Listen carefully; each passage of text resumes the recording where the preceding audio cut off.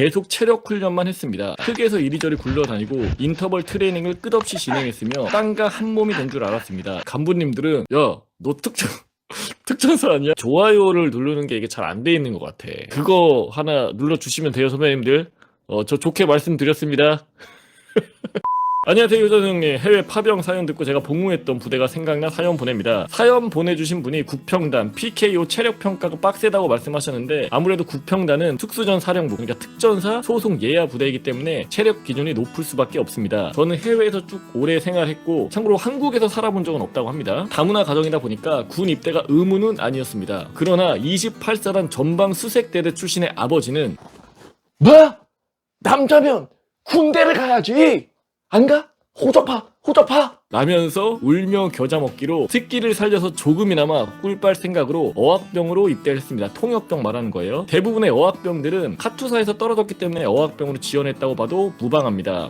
근데 솔직히 해외에서 오래 거주를 해서 군대를 100% 안 갈 수 있음에도 불구하고 가는 친구들은 나는 솔직히 얘기하면 굉장히 높게 평가받아도 된다고 생각을 해. 그럼에도 불구하고 이제 뭐가 됐든 간에 꿀을 조금이라도 빨아보자 라는 생각으로 어학병에 지원을 한 거예요. 그리고 본인 주특기도 해외에서 오래 살았으니까 요 스피킹이 될 거 아니야. 논산훈련소에서 수료 2주 전에 통역병들을 차출하기 위해 사령부급 부대에서 면접관들이 오셔서 면접을 봅니다. 제가 있었을 때는 777 사령부, 정보사, 기무사, 국방부, JSA 이렇게 오셨습니다. 그 수많은 면접관들이 왔지만 그 어느 부대에도 면접을 볼 기회가 주어지지 않았습니다. 불안감이 올라오며 아니 왜 나는 면접을 보라는 소리가 없지?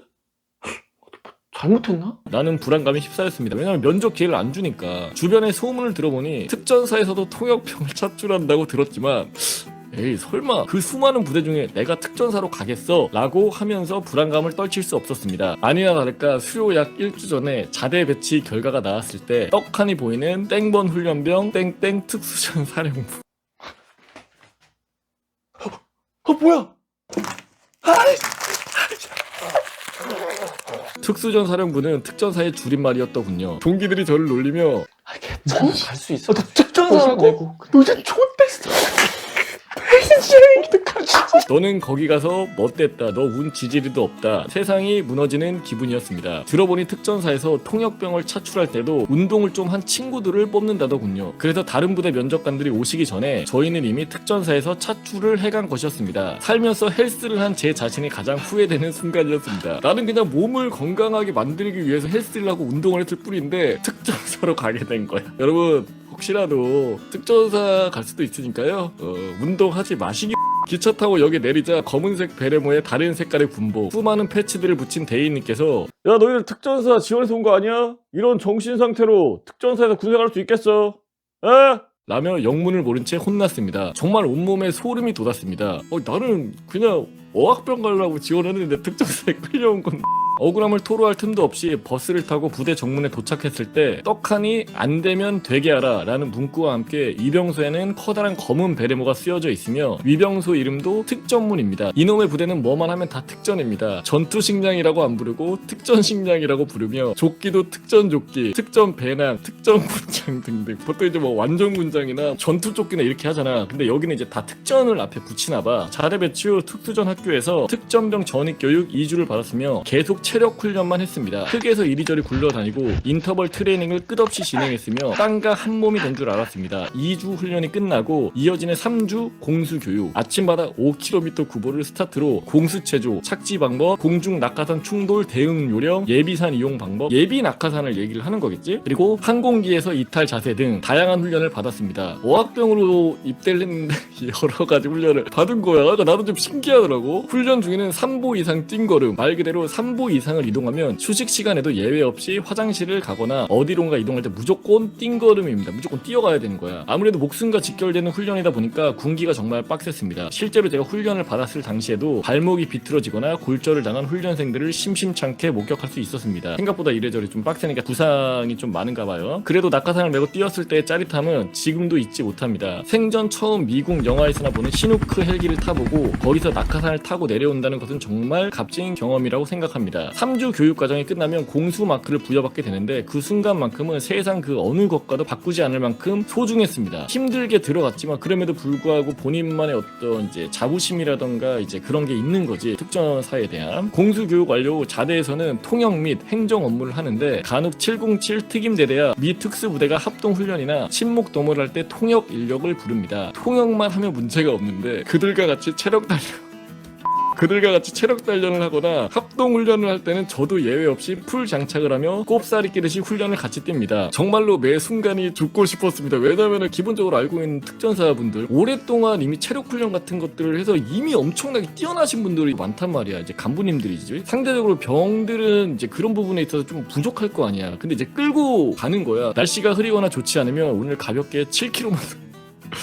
가볍게 7km만 뛰자라고 하며 날씨가 좋을 때는 사정에 따라서 10km에서 15km의 구보를 하거나 타이어를 메고 5km를 뛰는 괴물들입니다. 못 뛴다, 죽고 싶다, 살려달라고 하면 간부님들은 야, 너 특전사 아니야? 우리 구호 뭐야? 안 되면 되게 하라 라고 하며 반 좀비 상태인 저를 이끌고 띵걸음을 완주하곤 합니다. 그럴 때마다 저는 속으로 저 끌려왔어. 참고로 TMI로 707 간부님들의 신상은 2급 보안 사항이므로 실명을 절대 거론하지 않고 코드네임으로 불립니다. 두 번째로는 707 간부님들과 미 특임대 침묵도모는 우정 강화나 체력 훈련을 같이 합니다. 그러니까 보통 침묵도모는 술을 먹거나 축구를 하거나 뭐 얘기를 하거나 이제 그 정도인데 여기는 무조건 뭐 체력 훈련이라던가 그런 것들을 많이 하는 거예요. 실예로 제가 이제 707 출신 중에 박준사님이라고 계시는데 그분을 실제로 봤을 때 이제 그분도 이제 전역한 지가 좀 이제 시간이 지났지만 몸이 내가 지금까지 봤던 사람들 중에 몸이 정말 제일 좋았어.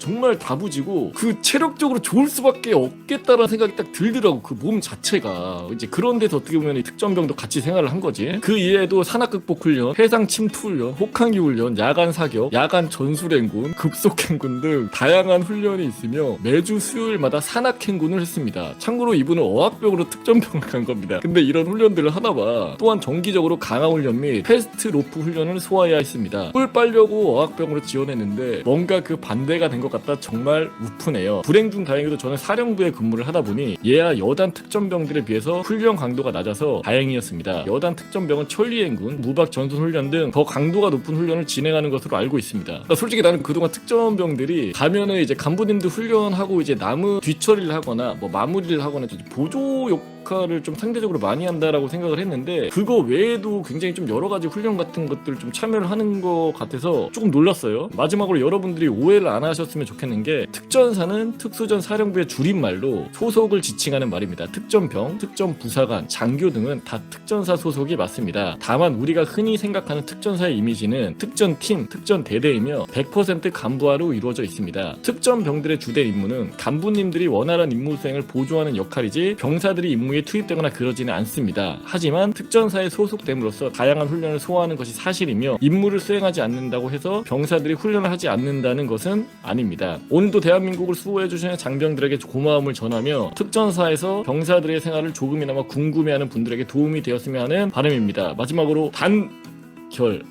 저도 이제 일 때문에 특전사에 방문을 한 적이 있었어요. 그래서 그때 당시에 소령이었었나? 이제 그분이 이제 오셔가지고 이제 면담을 한 적이 있는데, 딱 몸이 다부지더라고. 정말, 우리가 일반적으로 부대에서 소령이라고 하시면은 솔직히 제가 이제 군 생활 할 때도 그냥 이제 아저씨의 이미지가 강했단 말이지. 그냥 조금 배가 나오신 분도 이제 계시고 하시는데, 특전사에 계셨던 분은 키도 컸지만 이게 몸이 딱 단단해가지고, 군인이다. 딱 이 느낌을 좀 강하게 받았거든. 근데 여기서 이제 근무하시는 이제 특전병 분들도 여러 가지 좀 훈련 같은 것들을 좀 하는 것 같습니다. 뭐가 됐든 간에 고생을 정말 많이 하셨고요. 입대하시는 분들 중에 혹시라도 이제 특전병으로 가실 분들이 있을 수도 있습니다. 운동 열심히 하고 가라.